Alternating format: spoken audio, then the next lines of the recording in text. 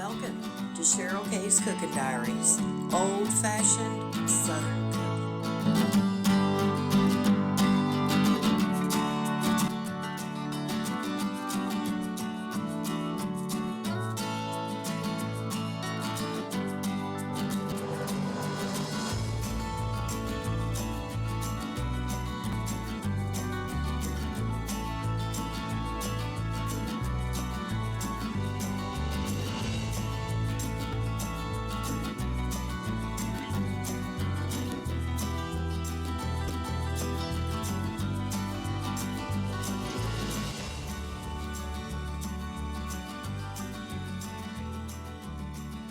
Hey guys, welcome back to Cheryl K's Cooking Diaries. This evening we're going to make another delicious meatloaf, but this is going to be a little bit different on this one, y'all. I'm going to show you all how to make a 3-pound meatloaf, or I should say give or take. It's between 2 or it's about 2.5 to 3 pounds because I can't be exactly sure what's in each bag. But it's going to be close to a 3-pound meatloaf. So anyway, y'all, let me show you everything that goes into this. So give me just a minute. Okay, guys, here we go. Alrighty, so like I said, give or take, it's going to be anywhere between 2.5 to 3 pounds. Okay, because as you know, as I have specified, I freeze a lot of meat.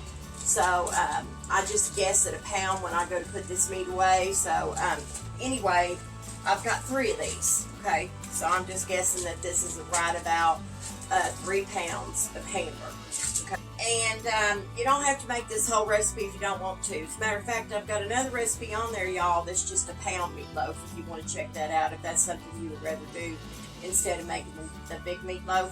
And the reason I'm making this big meatloaf is because the bigger it is, you can freeze meatloaf, and it does really good when you freeze it.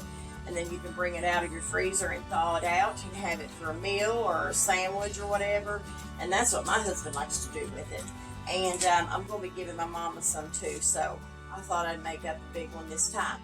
So we are going to be making this 3-pound meatloaf in my bigger iron skillet. I think this one here might work better. I don't think the smaller one would hold it all. Anyway, you're going to need you an iron skillet, okay? If you don't have an iron skillet, just bake it in whatever you want to bake it in, okay? Alright, so what you're going to need is, you're going to need 3 eggs. These are the extra large eggs. For every pound of meat, you're going to need 1 egg, okay? And then you are going to need a cup of onion cut up. This is a Vidalia sweet onion. If you don't like the onion, you can leave it out. Okay, and this time I'm not going to be doing any celery in this batch. Okay, pretty simple. And I have got 6 tablespoons of ketchup, and I've got 1 sleeve of townhouse crackers. Now, if this seems like it's not quite enough crackers, I have got another pack over here, and we'll just crush up some and throw it in there if I don't think that's going to be enough. But we're going to start with this, because always remember you can add to, but you can't take away. And you are going to need a cup of barbecue sauce. Now this is the Sweet Baby Ray's. This is what we prefer and what we like. You can use anything you want to use in this, y'all. Okay? And you don't even have to add the crackers. You can use oatmeal if that's what you prefer, and make it a little healthier that way. And on the meat, guys, I use 80-20 hamburger. It's still going to produce some grease in there, but what I do throughout the cook time is I pour some of the grease out of my pan because I don't like my meatloaf being real greasy. So I do pour some of that out. So, but remember, the leaner the meat, it's going to make that meatloaf drier. Okay, so you may not want to use a real lean meat. Okay, going to need just some seasonings. Guys, the seasonings is up to you how much you really want to use, but we're going to put in, I don't know, probably a tablespoon of black pepper. And I don't normally use salt, but for meatloaf it is good to use, because if you don't use a little bit of salt, it can be real bland. So now on my pound meatloaf, I only put in like 1/4 teaspoon. So in the 3-pound meatloaf, all I'm going to use is a half a teaspoon. I think that'd be enough. We'll see, because I don't like to use a lot of salt, guys. Okay. And we're just going to put some garlic powder, maybe a tablespoon or so of that. And we're just going to put some onion powder as well. And we're going to put a little bit of fresh minced garlic too. Okay. And that's all you're going to need that goes into this. And you're going to need your oven on 350 degrees. And 2.5 to 3-pound meatloaf, it can take anywhere from 1.5 hours to 2 hours. So you just have to kind of keep an eye on it. And remember, everybody's oven is different, okay? So anyway, y'all, let me get you down here and let me show you how I make this delicious 3-pound meatloaf. So give me just a minute.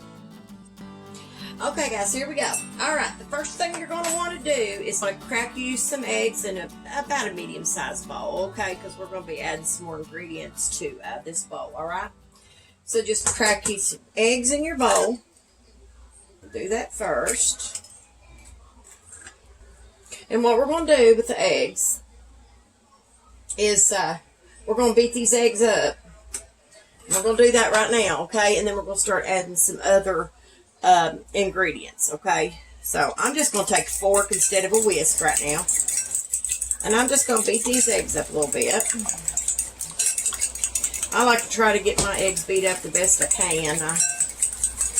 The whisk would probably work better for this, because it's a bigger bowl and more egg. So beat those eggs up, y'all, the best you can. All right, we got those pretty good. They look like they're all beat in together well, so it should be all right. Okay, y'all. So next what we're going to do is we're going to start adding our seasonings to this. So I'm going to get my measuring spoons. And like I said, we're going to go about a tablespoon of the black pepper, okay? Right about, maybe not quite a tablespoon. Because remember, you're adding this to 3 pounds of meat. But that's not quite a tablespoon of black pepper. Okay? So we're just going to, we're going to toss that in our egg. Okay, guys, now we're going to add about half a teaspoon of salt. Alright, there goes the half a teaspoon of the salt. Okay? Now we're going to add some onion powder, and we're going to add right about a tablespoon of that. So I'm going to use the 1 teaspoon measurement. So that makes a tablespoon. So we're going to start with 1 teaspoon of this. We're going to just kind of shake this off. Alright, there's 1 teaspoon and 1 more. Guys, let's go ahead and add this other half a teaspoon in here. So we've got a tablespoon onion powder, and that's all we're going to use. I've had to take the lids off here, guys, so I can get my measurement, or my teaspoons down in here, my measuring spoons down here. All right, now we're going to use the garlic powder, and we're going to do the same. Now, you don't have to use these measurements if you don't want to, but that's what I'm using. So here's a half a teaspoon of the garlic powder, but I'm going to stop right there, okay, on the garlic powder. I've changed my mind.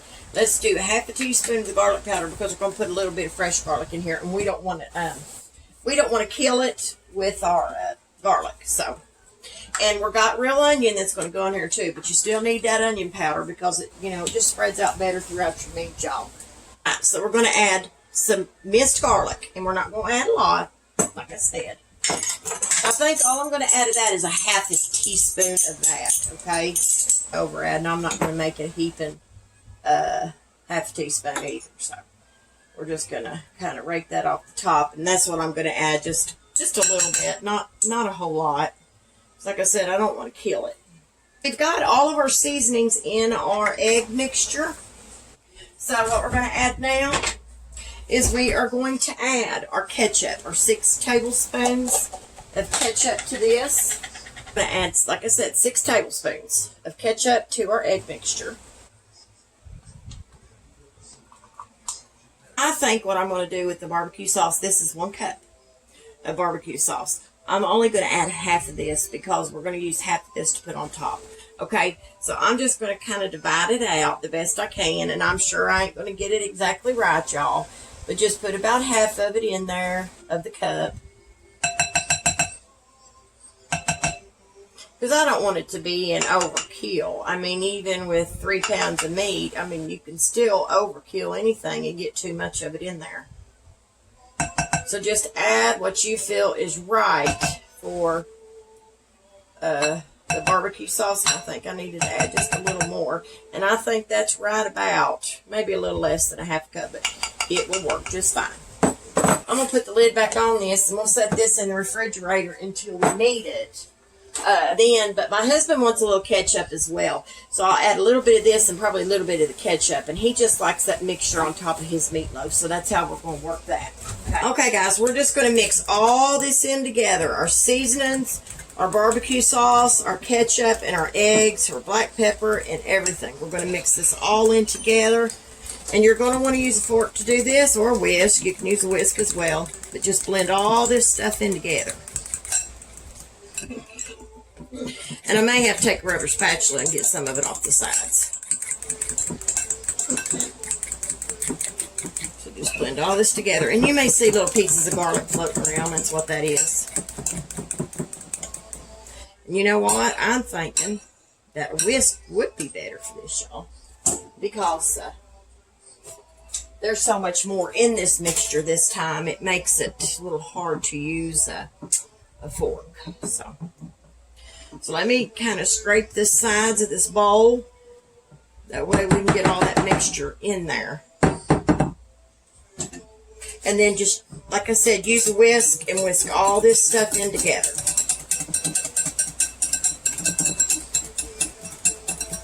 Sorry about the noise, y'all, but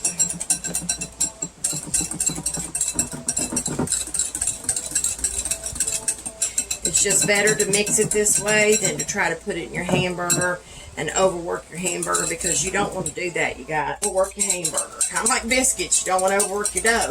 Well, you don't want to overwork your hamburger when you're making meatloaf, because it can make it tough. So you don't want to do that. But see, that's what your mixture should look like. Okay.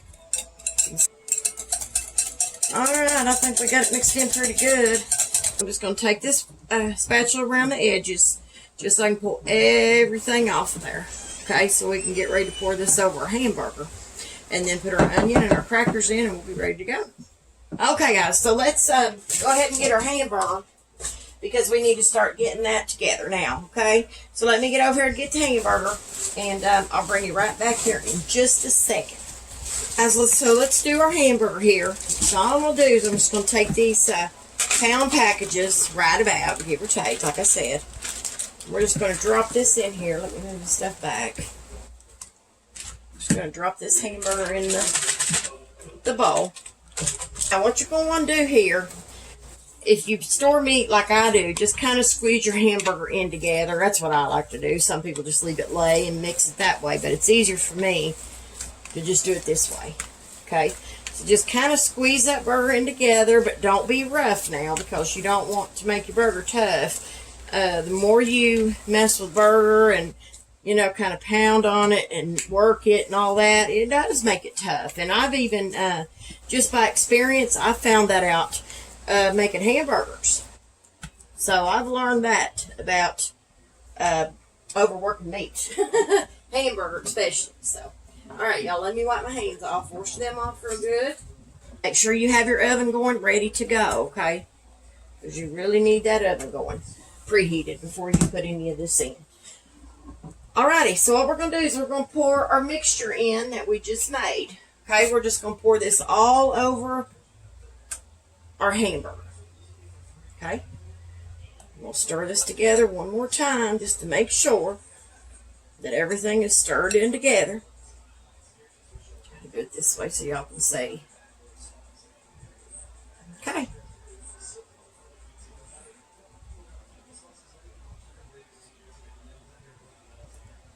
I know that seems like a lot, but it's really not. And you'll see. Because we still got to add onion and crackers to this. So scrape that bowl out. Get all that out there. Okay. Now, let's add our onion to this. But let me get this rinsed off. That's 1 cup of Vidalia sweet onion to this. now we're going to take 1 sleeve of Townhouse crackers, and we're going to dump those in there, but we may need a little bit more of the cracker. But we'll see here in just a minute, and I'm spilling them all over. What I do is, and I might need that rubber spatula because there's a lot in there. Usually, I use a tablespoon to do this with. I don't use my hands. We'll see here in a minute if we need more, have to add more crackers or something. So just fold all this stuff in to your hamburger. Get it started so you can work with it. Okay? But I think, we'll see by the looks of this, that I'm probably might need to add some more cracker. Because it looks pretty wet. And you want it wet to a point, but you don't want it to be, overly wet. Now what I will do is get a fork. I start with a tablespoon usually, but then I have to go over to a fork. So, but I needed something big just to get this started. If you get your hands in it, don't worry about it. I've had my hands in meatloaf so many times. But I do think we are going to need more crackers for that. Because it's looking really a little bit too wet. So let's see. Let's just mix this in together with this fork good first. And then I'll be able to make my call on whether I think it's going to need it or not. So, because you want to get all this mixture in together.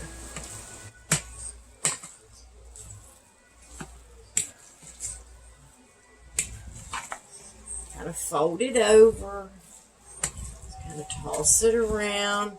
You don't have to be rough. Your hand's probably going to get a little tarred, but it's worth it. Trust me, it's worth it. Okay, guys, so what I'm going to do, I'm going to crumble up a few more crackers.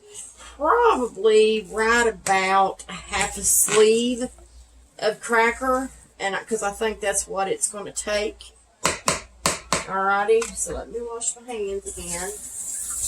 I want to add about a sleeve and a half of crackers. You don't have to use Townhouse. You can use Club, you can use Ritz, use any kind that you want to use. But I think that right there should do it. So here, that's my hands again. A lot of hand washing going on. But it's got to be. And the bigger the meatloaf like this, y'all, it's harder to stir, but we'll get it together. You'll see. It'll all come together. So just start slow with it so you don't flip anything out at you or anything on you.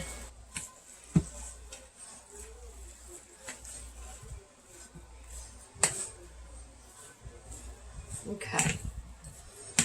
Now that's looking better. It's not looking so wet like it was. Because you want it some wet, like I said, but you don't want it that wet. That was a little too wet. So that was helpful. Put those in there. Because I think that's going to be good right there. I think that texture seems to be really good. I mean, I've worked this before with my hand and everything else. And, you know, my mama used to do it that way. Like I said, I've done it that way, but if you do, just don't overwork it a lot, you know. So let's see. I'm just going to touch with my hand just for a minute now, guys. I'm not trying to do anything major. I just want to make sure that this is right where I need it, because this is a lot bigger meatloaf. And you do want to be sure that everything is blended in okay. I'm thinking it is, because I don't want to overwork this any more than what I have to. So everything looks really good with it. Second mess. Let me get my hands and everything cleaned off. So let me show you right quick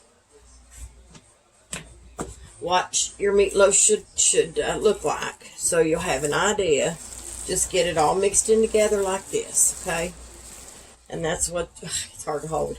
That's what you want, okay? You just want it to kind of be in together. It's just harder to show you know, this, but it just follow the recipe and it'll be fine. So just take note that I did use a sleeve and a half of Townhouse crackers, okay? Let me get my skillet over here. Make sure your iron skillet is seasoned well for this, okay? But you don't have to like put any Crisco or any oil like that in this, okay? Alrighty, so what we're going to do is we're going to take our meatloaf and we are going to dump it into our skillet, just like that. See how that, all you got to do here is just kind of gently push this around in your skillet. I probably could have used that other one, and it might have been, well, maybe not, because it's pretty thick. So we'll just stick with what we got, because I knew this was going to be pretty big. So just go around it and get it in your skillet together, and push it in together with a fork. Fork's your best bet to do this with. You can use your hands if you want to. Just don't overdo it.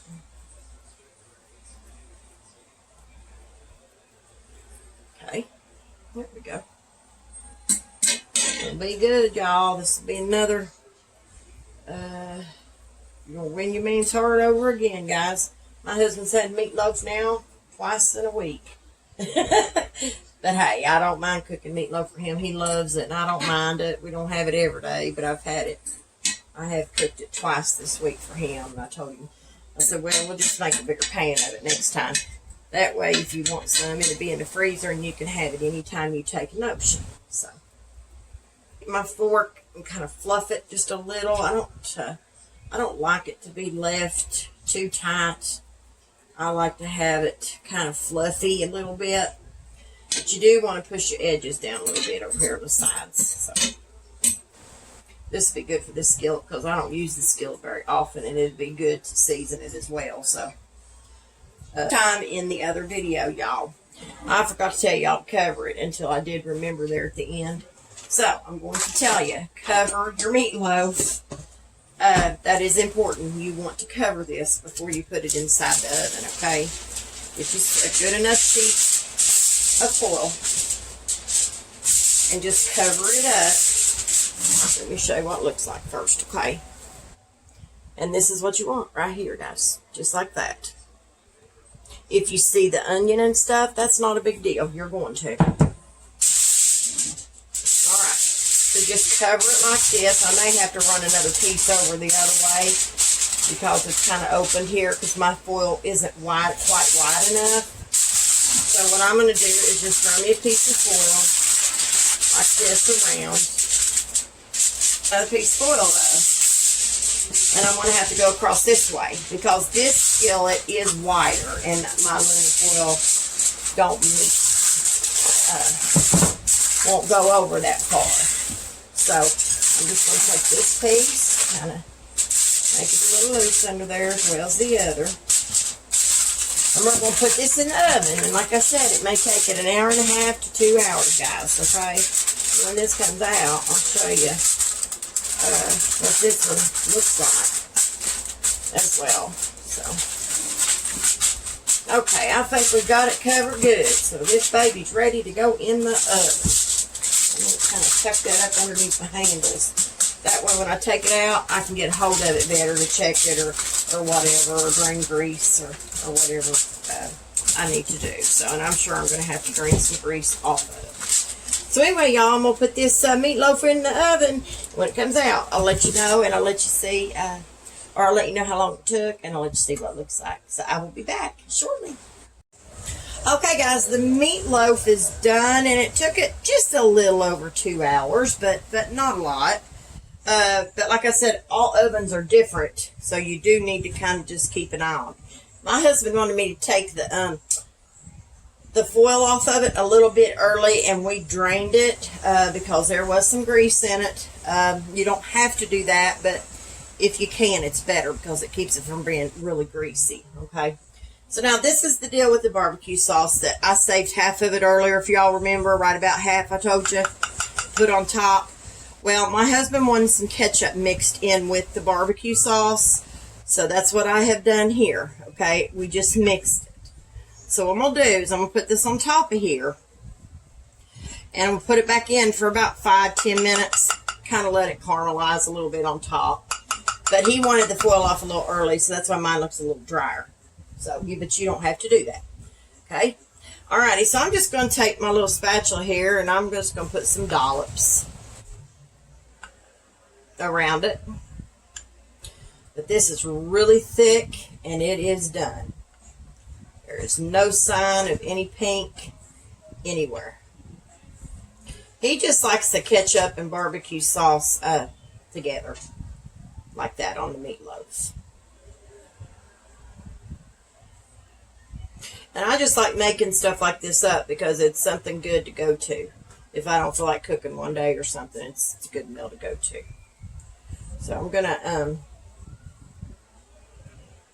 just dollop it on here, right around the edges as well, where it kind of got a little dry.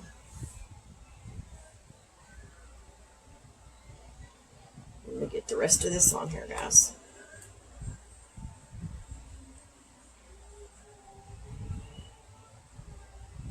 Alrighty, so we'll put some right there. The last bit I'll just put over here, around an edge over here. That way it helps moisten it up too. So, and then we're just going to spread this out, and that's it. And we're going to put it back in there, and it'll be done.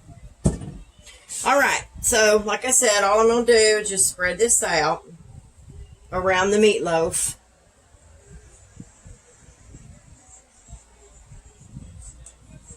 Just like this. That's all you got to do. So if you want to mix your last right about half a cup of barbecue sauce with ketchup, feel free to do so. Put whatever y'all like on it. You know, everybody likes something a little different. So my husband took a little piece out over here on the side, but because he loves meatloaf. That's one of his favorite dishes, buddy. Alrighty, so like I said, I'm going to put this back in. I'd say for about 5 or 10 minutes, because he does like his caramelized on top pretty good, so that's what we're going to do.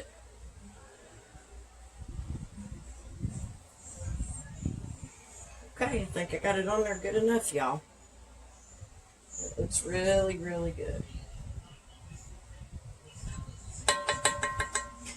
Okay. Okay, guys, here we go. I'm going to put this in, and then when it comes out, I'll show you what it looks like, okay? But this is it so far. So, it's going to be delicious. So, I'm going to put this in, and I will be back here shortly. Okay, guys, the meatloaf is out of the oven with barbecue ketchup on top. And I can't cut it right now, because I'm going to tell you why. If you cut your meatloaf when as soon as you take it out of the oven like that, it's going to fall apart on you. So the best thing to do is just leave it sit on a cooling rack and let it cool down for about 10 minutes or so before you want to cut into it and get a slice out of it. That way you're able to get you a piece or chunk, whatever. So anyway, let me try to see if I can hold this up and show you what it looks like. But I will take pictures when we cut it, and I'll post it in my video so you can see. The only thing different about this recipe and the pound recipe was really nothing really any different, other than I just had to use more of the ingredients, and I didn't use celery in this one. So, but that's how he likes it. So, and y'all already know that it weighs about, I used about 2.5 to 3 pounds of hamburger. That's about the only difference there really was. So that way he could have some, and I give some to my mama, and some of it can be frozen. Go to my Facebook page and like, or Cheryl K's Cooking Diaries, I should say. Like and follow and share. I would greatly appreciate it. And if you don't mind to head on over to my YouTube channel and like and subscribe over there as well, I would greatly appreciate it. So anyway, guys, I hope you all stay safe, and I hope you all have a wonderful rest of your evening. And I will chat with you another day. And always remember to keep God in your heart and God in your life. Bye, guys. I hope you all have enjoyed today's recipe. And as always, thanks for watching Cheryl K's Cooking Diaries. Don't forget to like, comment, and share. Bye, y'all.